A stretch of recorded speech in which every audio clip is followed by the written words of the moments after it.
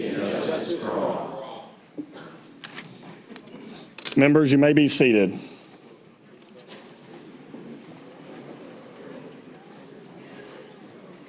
For what purpose does Leader Grant rise? To make a motion, Mr. President. You are recognized. Mr. President, I move that a committee be appointed to notify the governor that the joint session is assembled and ready to receive his message. Leader Grant moves that a committee be appointed to notify the governor that a joint session is assembled and ready to receive his message. All in favor say yea. Yea. All opposed, no. Show the motion is approved. On behalf of the Senate, I appoint Senator Gibson, Senator Stargell, Senator Brandes, and Senator Bean, who will serve as co-chair. On behalf of the Speaker, I appoint Representative Cabrera, Representative Daley, Representative Harding, Representative Ofrey, and Representative Tomko, who will serve as a co-chair. The committee is excused to perform its assignment.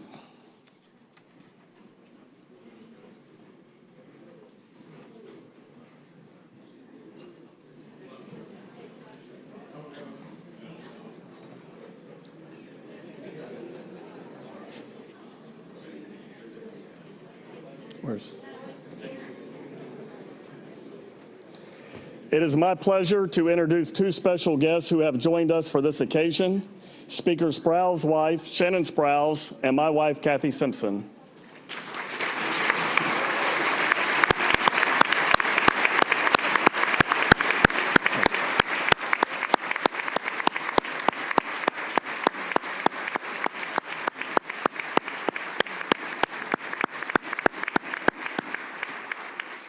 You know, Speaker, I remember last year they sat together. I hope this is not an indication of how this year's going.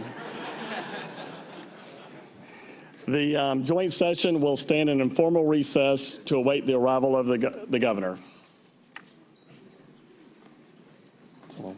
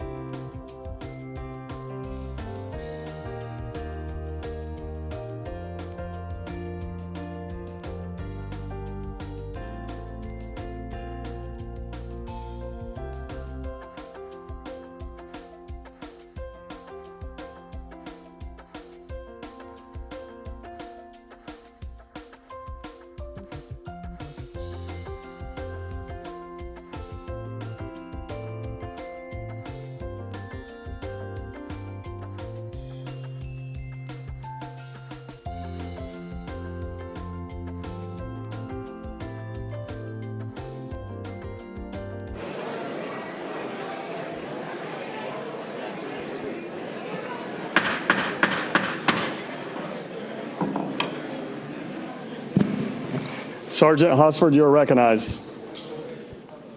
Mr. President, the Governor of Florida. Let the governor be received.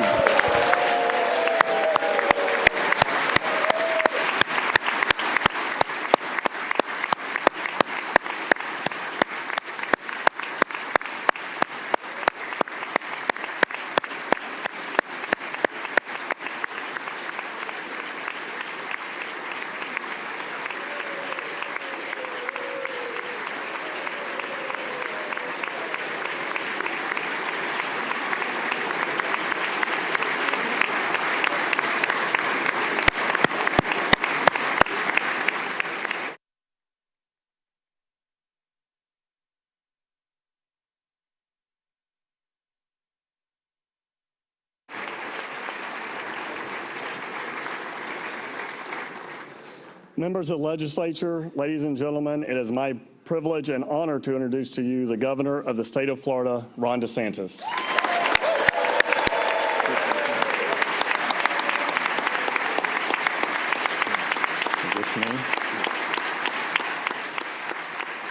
Thank you. Well, thank you so much. Thanks so much. It's great to be here with you all. Thank you.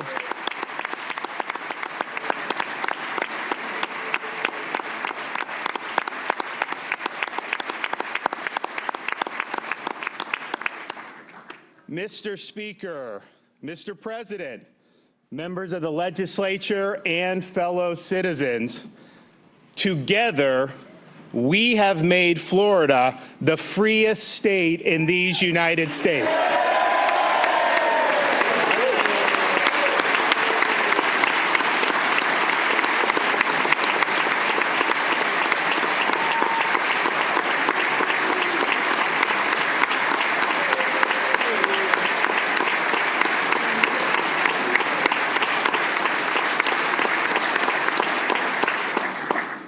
While so many around the country have consigned the people's rights to the graveyard, Florida has stood as freedom's vanguard.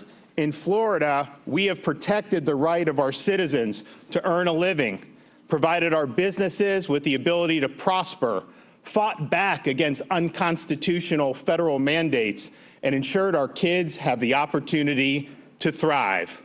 Florida has become the escape hatch for those chafing under authoritarian, arbitrary, and seemingly never-ending mandates and restrictions. Even today, across the nation, we see students denied an education due to reckless, politically motivated school closures, workers denied employment due to heavy-handed mandates, and Americans denied freedoms due to a coercive biomedical apparatus. These unprecedented policies have been as ineffective as they have been destructive. They are grounded more in blind adherence to Faucian declarations than they are in the constitutional traditions that are the foundation of free nations. Florida is a free state.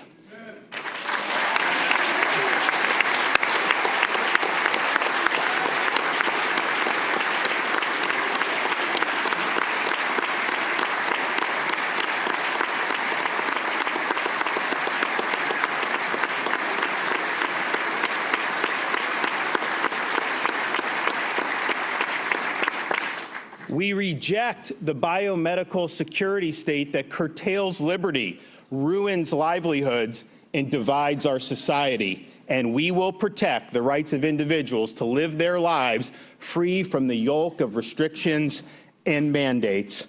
Florida has stood strong as the rock of freedom, and it is upon this rock that we must build Florida's future.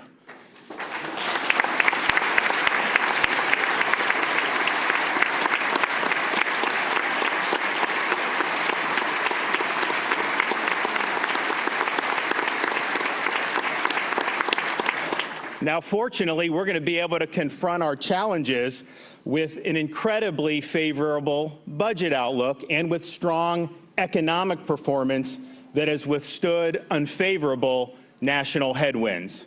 My recommended budget of $99.7 billion has more than $15 billion in reserves, one of the largest surpluses in the history of our state.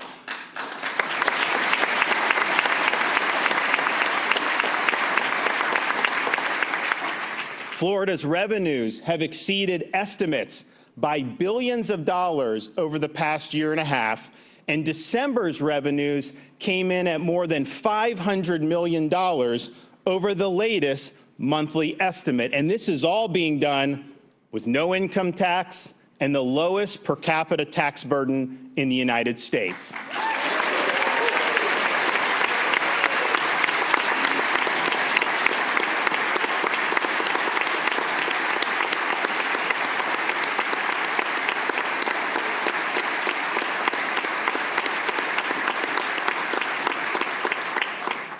Job creation in Florida is far exceeding the national average, and our labor force has increased 6 times faster than the nation's as a whole.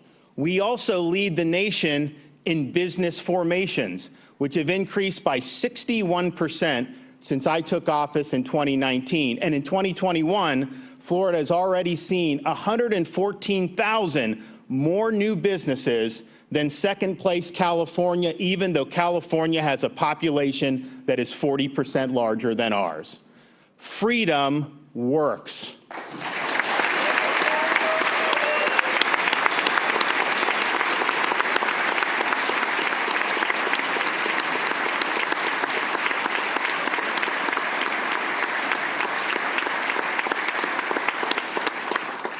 And while our economy is the envy of the nation and our state is well prepared to guard against future economic turmoil, the truth is that our nation is facing economic problems stemming from reckless federal policies, especially the most sustained inflation our country has witnessed in decades. The federal government has borrowed and printed unprecedented sums of money, and the bill is coming due. Inflation is an invisible tax on Floridians. It represents a pay cut for individuals and for families alike. And one of the ways families have felt the pinch has been in significantly higher gas prices. To help alleviate this burden for Florida families, I'm proposing a $1 billion gas tax holiday to help reduce prices at the pump. If Washington, D.C. won't change course, then we have a responsibility to step up on behalf of our Floridians.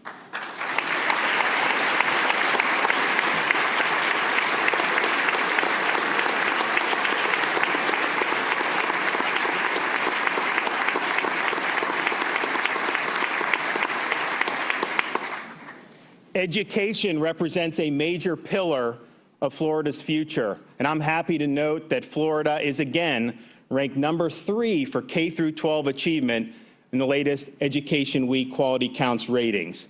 We have worked hard to keep schools open, to increase teacher compensation, to promote workforce education, and to protect the rights of parents. In pockets across America, schools are closing once again. These closures are enormously destructive, and they will not be tolerated in the state of Florida.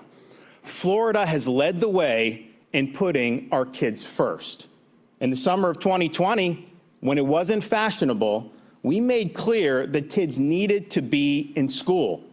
And we faced opposition from hysterical media, from unions and the politicians they control. We even faced lawsuits aiming to close the schools. But we would not allow fear of or politics to harm our kids. We were right and they were wrong, and millions of families in Florida are better for it.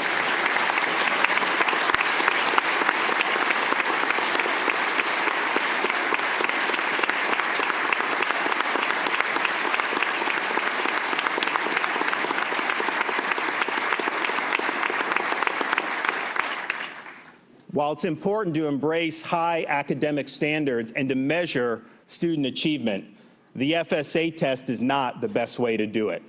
I'm proposing the elimination of the FSA and replacing it with periodic progress monitoring. This will lead to meaningful feedback for parents and teachers and will reduce the amount of time dedicated to testing, leaving more time for learning. This reform will be better for students, it'll be better for teachers, it'll be better for parents, and it will help Florida remain a leader in education reform.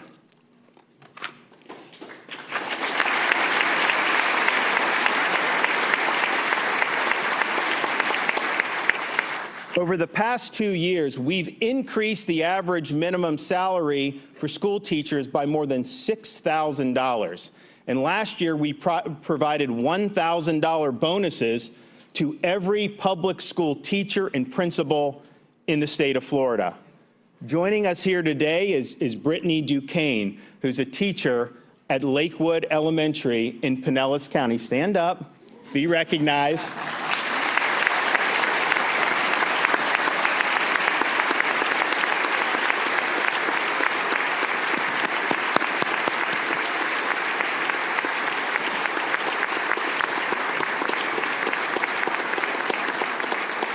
Now, she has benefited from the bonus and the salary increases that we have worked to provide, and the experience at Lakewood Elementary shows why is this important.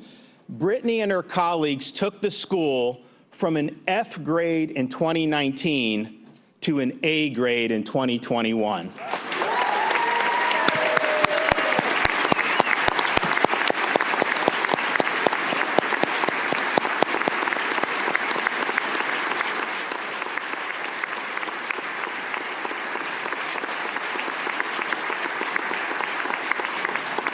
Let's continue the progress by further increasing teacher pay and by approving an additional round of $1,000 bonus. It's the right thing to do, and it'll show folks that we appreciate the hard work they've done, particularly over the last 2 very difficult years. Florida, under the legislature's leadership, enacted a Parents' Bill of Rights, and we reject the notion that parents shouldn't have a say in what their kids are learning in school. Indeed, Florida law should provide parents with the right to review the curriculum used in their children's schools. We should provide parents with recourse so that state standards are enforced, such as Florida's prohibition on infusing subjects with critical race theory in our classrooms. Keisha King is a mother from Duval County, Florida, who has joined, stand up, who has joined moms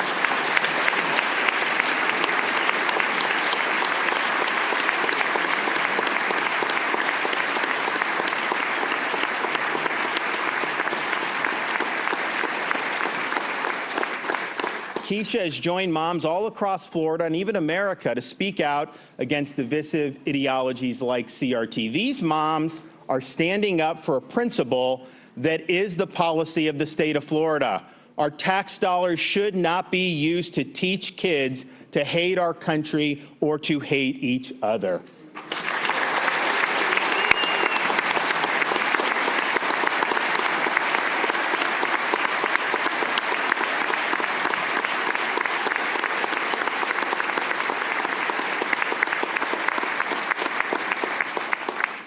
Florida's public college and university system is ranked #1 in the nation yet again.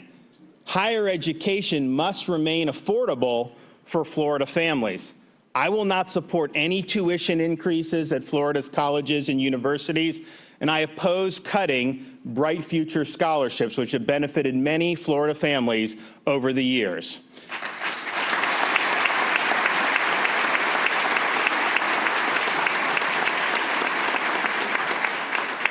Now, as proud as we are of the quality and affordability of Florida's higher education system, a 4-year education at a traditional brick and ivy school isn't the only pathway to success. Over the past 3 years, Florida's added more than 50 new apprenticeship programs. The credentials earned through our workforce initiatives have paved the way for employment in a variety of fields like aviation, logistics, and welding. These are as valuable and as honorable endeavors as attending august universities, and they deserve our full support.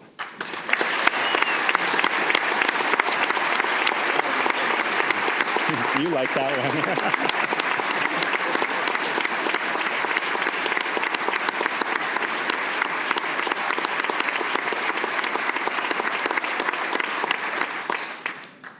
And I can tell you, Florida's dedicated focus on the skilled trades will help expand the state's manufacturing footprint. We've already seen businesses move here from other states, and this is one of the reasons why. We should also be actively encouraging businesses to repatriate production back to America from foreign countries. Do we really want our supply chains to be captive to the whims of a country such as communist China? Let's bring these jobs back to the state of Florida.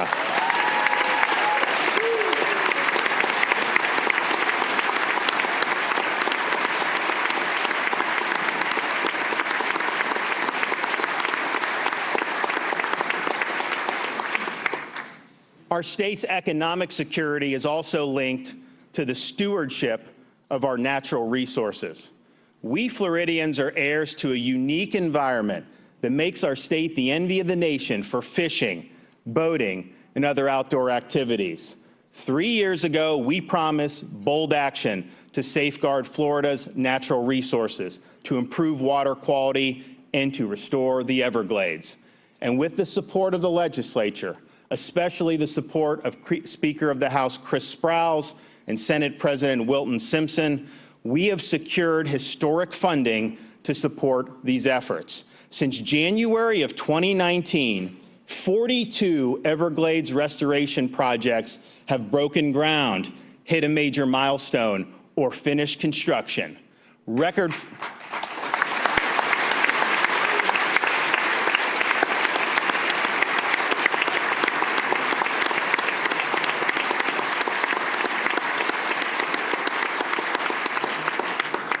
Record funding has gone to conduct research and secure technologies to mitigate blue-green algae and red tide. And the state has now dedicated streams of revenue to promote coastal resiliency and water quality improvements. We've even made enormous strides in removing invasive Burmese pythons from the Everglades. In the gallery today is actually our reigning python king, Charlie Docton. Where are you at? Stand up.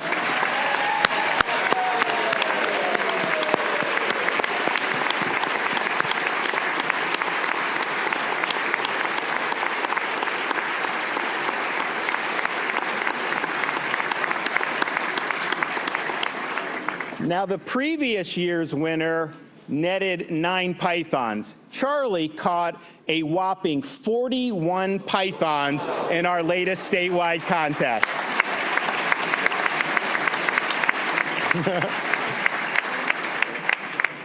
We resolved to leave our unique natural inheritance to God better than we found it, and we are fulfilling that pledge.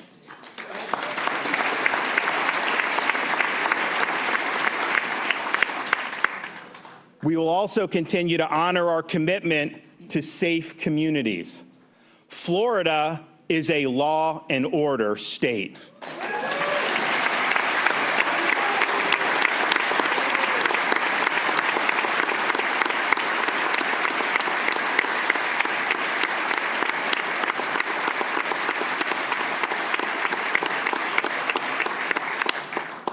We will not allow law enforcement to be defunded, bail to be eliminated, criminals to be prematurely released from prison, or prosecutors to ignore the law.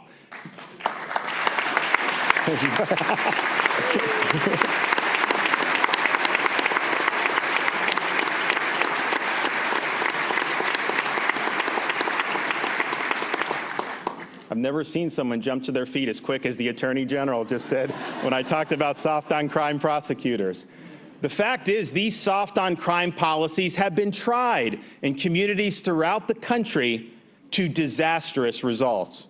Crime has skyrocketed, morale for police officers has plummeted, and the quality of life in some of our cities has been destroyed. We in Florida have stood by the men and women of law enforcement. Not only do we reject defunding law enforcement, we enacted $1,000 bonuses for every single sworn law enforcement firefighter and EMT in the entire state of Florida. And I'm asking the legislature to re-up these bonuses for another year. They all deserve it.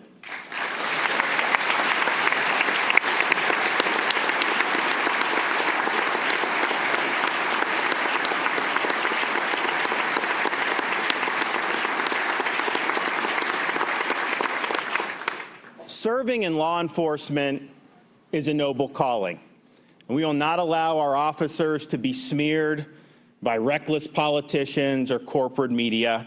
My proposal is to increase pay for state law enforcement by up to 25% and to provide $5,000 signing bonuses to law enforcement personnel who either transfer to or begin their careers in Florida, will spark a tidal wave of qualified professionals seeking employment at agencies throughout our state. And I'm happy today to be joined by Officer Yehuda Topper from the North Miami Beach Police Department. Stand up and be recognized.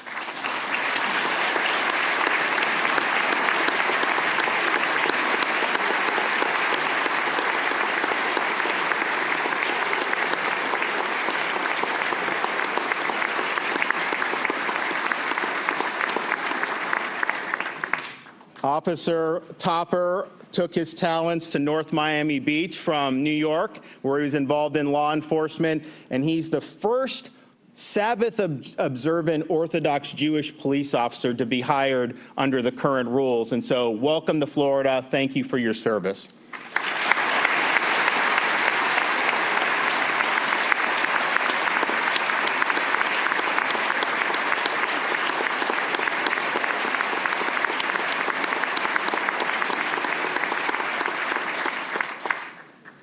And let there be no mistake, to all who wear the uniform, the state of Florida stands with you.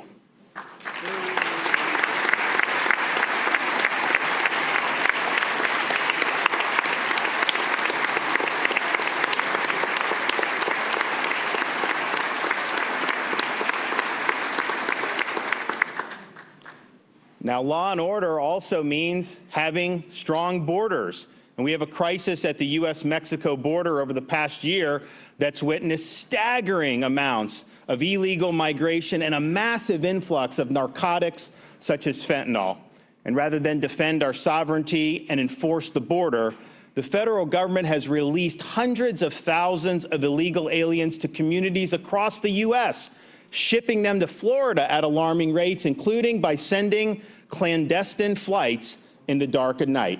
Now, as a state, we cannot be party to what is effectively a massive human smuggling operation run by the federal government.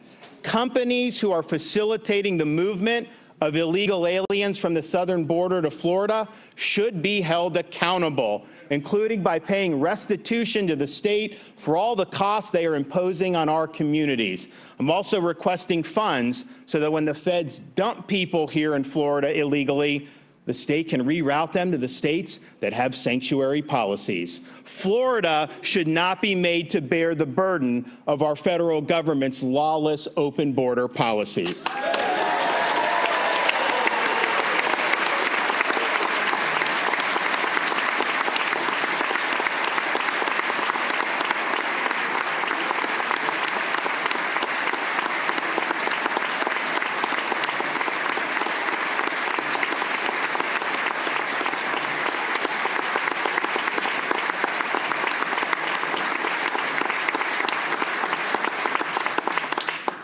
Now, the rule of law also means that our citizens have the ability to participate in elections that are secure and transparent.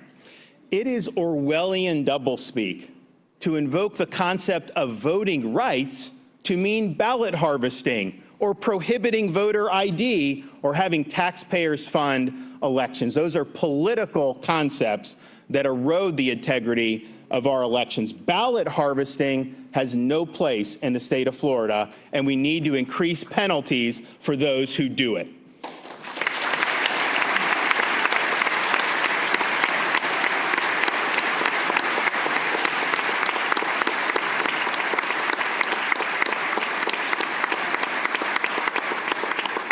We also need to ensure that supervisors clean the voting rolls, that only citizens are registered to vote, and that mail ballots only go to those who actually request them before each individual election. And to ensure that elections are conducted in accordance with the rule of law, I've proposed an election integrity unit whose sole focus will be the enforcement of Florida's election laws.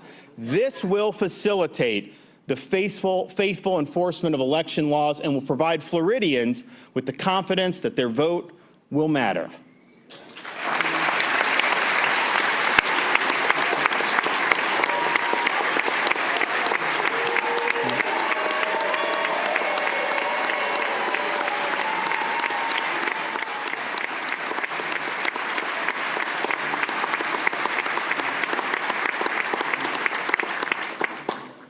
Our constitutional rights have been under assault on a number of fronts over the last few years, and Florida has stood tall in defending the rights of its people. A free society requires the ability to have robust discussions about issues of public importance, and yet today, big tech companies that control so much of the discourse have used their platforms to elevate preferred narratives and to stifle dissent, serving as a de facto council of censors. Now, Florida was the first state to legislate protections for its citizens, and we need to build off what we did last session.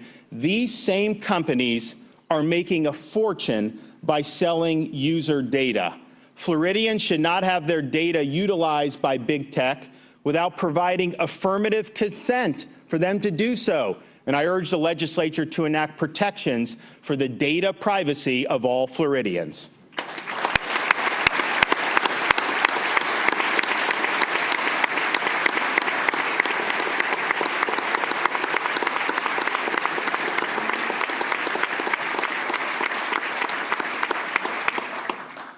I also recommend that the legislature strengthen protections for Floridians' Second Amendment rights. These important rights should not depend on the whims of politicians who reject the existence of those rights in the first place.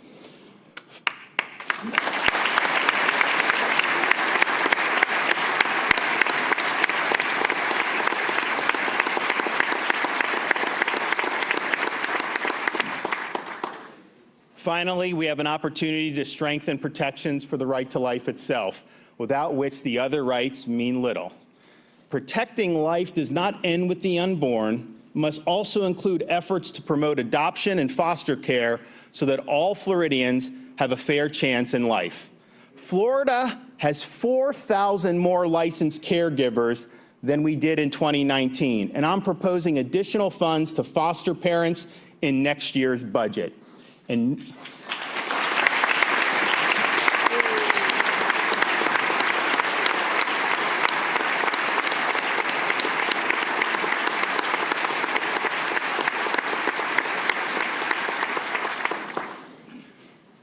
nobody has done more to support Florida's children than Florida's First Lady, who is with us here today.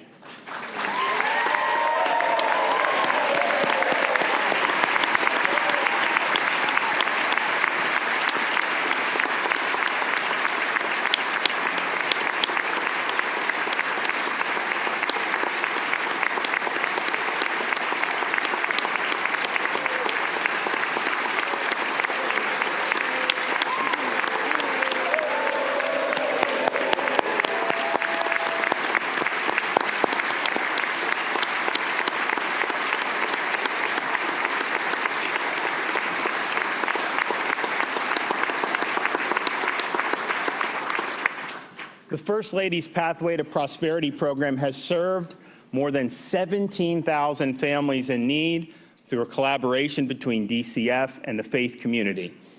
Now, on behalf of our family, I want to personally thank everyone who sent prayers and well wishes for Casey's recovery from breast cancer. She is strong, she is resilient, she has a husband and 3 kids who love her dearly, and I can tell you this, 2022 is the year where she will be cancer-free.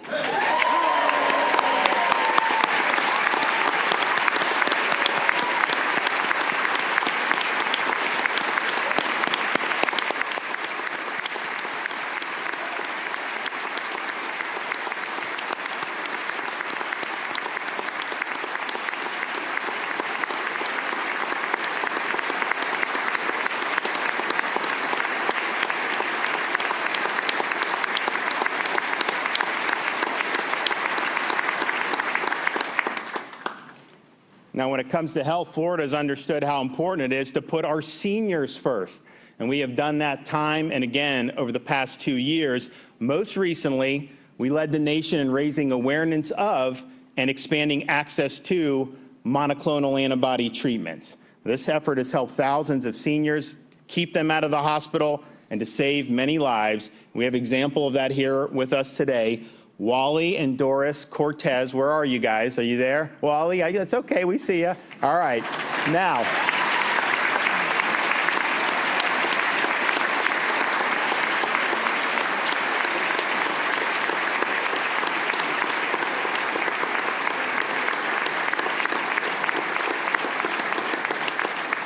Wally and Doris are from Cape Coral. Wally is a World War II and a Korean War veteran, and they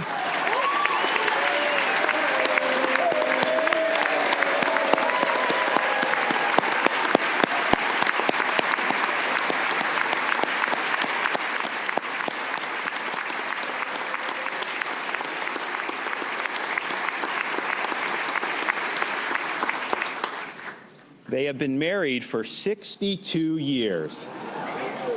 And when they recently contracted COVID-19, they utilized monoclonal antibody treatments to make full recovery.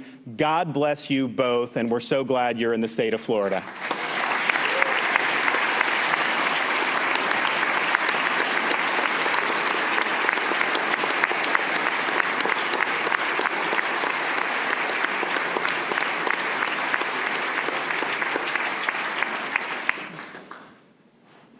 On June 24th of last year, Floridians were shocked to wake up to the news of a catastrophic partial collapse at the Champlain Towers South condominium complex. First responders rescued dozens of people from an adjoining tower, and they searched a massive pile of rubble for survivors for weeks.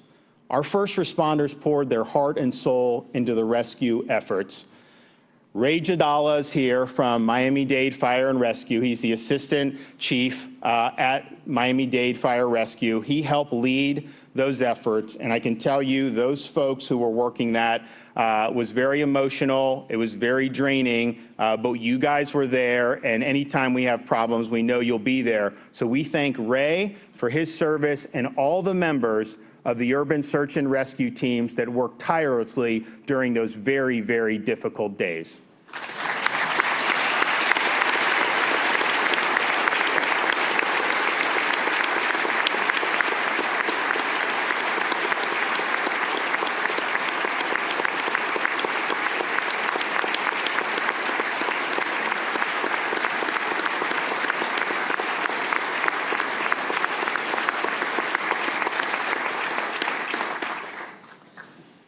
The loss of the 98 victims who perished in the collapse has been devastating. The loss has been incalculable.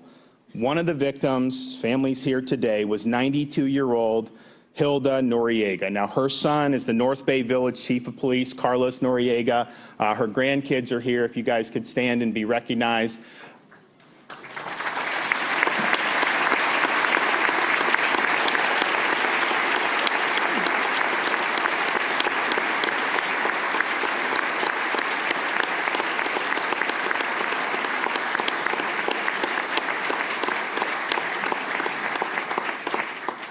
Hilda was the matriarch of an amazing family and is dearly missed by those who knew her, and she's emblematic of the huge losses that we suffered by losing so many special people. The grief and anguish endured by the Noriega family and the other families of Surfside has been overwhelming, and it reminds us that the Lord is close to the brokenhearted. He saves those whose spirits are crushed.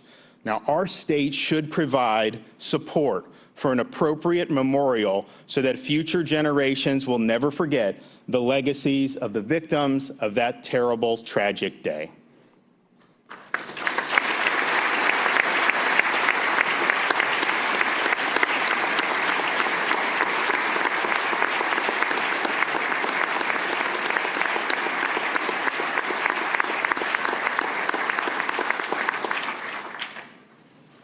The Surfside tragedy reminds us that you never know what tomorrow will bring. Don't take anything for granted and make the most out of each and every day. We have 60 days to work together to build upon our rock of freedom. Lost time is never found again, so seize the moment and be thankful that God has blessed us to live and serve in America's Liberty Outpost, the free state of Florida. Thank you. God bless you all. Appreciate it.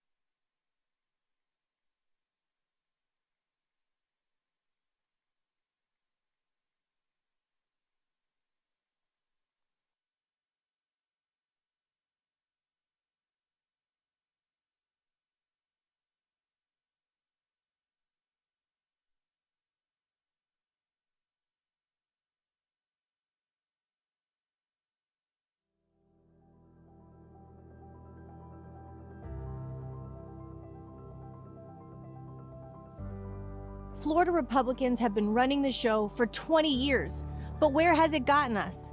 Out-of-touch policies focused on culture wars instead of real issues facing real Floridians, like unmet health care needs, a public education system that ranks amongst the lowest in the country, low-paying jobs, environmental disasters, and violence in our schools and on our streets. 21 million Floridians deserve strong leadership that promotes freedom and fairness. Leadership that places the power with the people, because they're the ones that make our state great, and they deserve more. 21 million Floridians deserve strong leadership that promotes freedom and fairness. The GOP agenda takes it away from them. Florida Senate Democrats know that good economic policy creates opportunities for all Floridians to thrive. We want freedom for business owners to make decisions that foster a fair market. From our big urban industries to small rural mom and pop businesses, the real power belongs to our citizens. Our local officials and business leaders know what works when balancing a resilient economy with public health measures. Safety begins at home, in our communities, with collaboration between schools, law enforcement, local government, and businesses. So is a strong public education system. Business owners want strong public schools for themselves and their workers.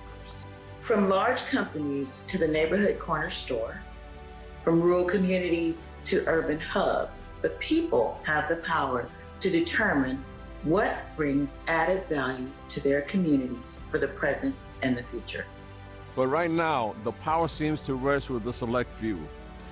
Those who support an agenda that flies in the very face of our nation's core beliefs of equality and liberty, beliefs we fiercely defend for over 200 years. Senate Democrats are fighting to give the power to each citizen, not just the rich and connected. Because at the end of the day, we're all just trying to provide, protect, and care for our loved ones. We're fighting for safe communities, giving working families the chance to earn fair wages. Look, Florida families shouldn't have to decide which need matters most. We just want a fighting chance.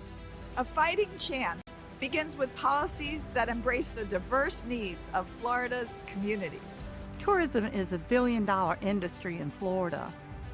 Any threat to our natural resources has a direct impact on our economy. That's why we're fighting for freedom. It's what Floridians deserve. The freedom to keep our kids and families safe. The freedom to run your business. The freedom to stay healthy. The freedom to be safe in your community. The freedom to protect our natural resources. The freedom to determine specific care for their child's well-being. The freedom to grow a competitive economy. La libertad para poder crear una economía competitiva. Gracias. The freedom to receive a high-quality education. The freedom to elect local government officials and let them do their jobs. The freedom to expect respect for your lifestyle. The freedom to access affordable health care. For Florida Senate Democrats, the time is now. It's our future and our fight.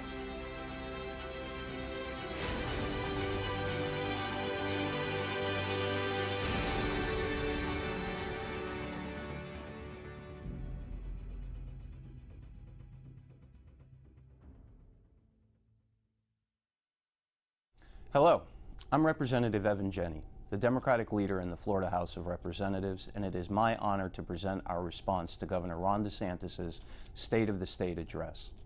The guiding principle of the House Democratic Caucus is to protect Floridians' freedom to be healthy, prosperous, and safe. And when I say the freedom to be healthy, I mean expanding Medicaid. Florida is one of the last 12 states still not accepting these federal dollars. We could save the state billions over the long term and provide health care for those in need. It would bring back money you paid to Washington, lower state costs, and help families. The rare win-win-win. We want to reduce health care costs by making investments in preventative care, mental health, and substance abuse programs. We stand up to big insurance companies to fight for Florida's patients, and we must rebuild our public health system, which has been left gutted after years of cuts. When I say the freedom to be prosperous, I mean that we must address the skyrocketing costs of rent and homeowners insurance in Florida. It's getting to the point where people can no longer afford to live in this state, and the dream of homeownership is becoming unattainable. Florida's unemployment system is a mess and an embarrassment to our state. It failed at a time when hundreds of thousands of Floridians needed help. We need to stop giving away Florida's tax dollars to rich corporations. These dollars came from you, hardworking Floridians, and they should be used to rebuild infrastructure and grow the state, not pad the wallets of billionaires. A good education gives the best chance for prosperity. We must fully fund our public schools and support early learning education, as well as technical and trade schools. Florida teachers crowdsourcing funds to give their classrooms the bare minimum isn't acceptable. And when I say the freedom to be safe, I mean we need to make changes to our criminal justice system here in the state of Florida. It's time to stop arresting adults for simple cannabis use. Our jails and prisons are filled with people guilty of what is legal in a growing number of other states. We need to change that. We're lucky to have this amazing natural environment here in Florida, but we must do everything we can to protect it. Our water is our life, and we must keep it clean. And we need to do our part against climate change and rising sea levels. These are only some of the issues facing Floridians that need our attention. What we don't need is to create more fake boogeymen. There's already enough fear and anger in our society. We don't need our elected leaders making it worse. We don't need to vilify hardworking teachers or our underfunded schools. We don't need to attack Floridians' access to reproductive health care. We don't need to continue taking more and more control away from our local elected officials. You don't need Tallahassee telling you what to do, and neither do they. We don't need to put up more barriers to Floridians casting a safe and secure ballot in a fair election. And we don't need the third largest state in America to devote its entire legislative session to making sacrifices at the altar of political ambition for any one individual. What we do here is too important. Along with the rest of Florida, we mourn the loss of 60,000 of our brothers and sisters to the COVID-19 pandemic. That somber fact should guide our focus here in Tallahassee. There are lives impacted by what we do here, and we should take this responsibility seriously. Floridians deserve nothing less. Thank you.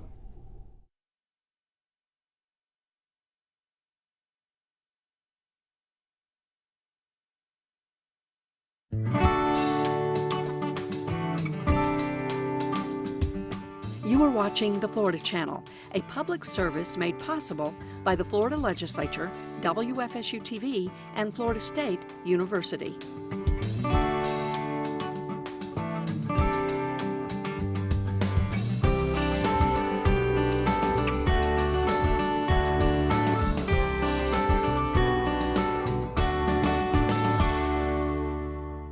Since 1997, the Florida Channel has provided viewers with access to their state government, airing coverage of the legislative process, the Florida Supreme Court, and the executive branch. During that time, it's been the honor of a lifetime to lead this team. And while goodbyes are never easy and change can be challenging, this team's commitment to access remains the same, strong and unwavering, as we continue to deliver our signature gavel-to-gavel coverage to Floridians and beyond. We are still the only source for live, unedited coverage of all 3 branches of state government here in the Sunshine State. And you can still count on the Florida Channel to be there when it matters, whether that's during a state of emergency or during the final days leading up to Sine Die. So here's to the future and a new year as the Florida Channel continues connecting Florida. Thank you for watching.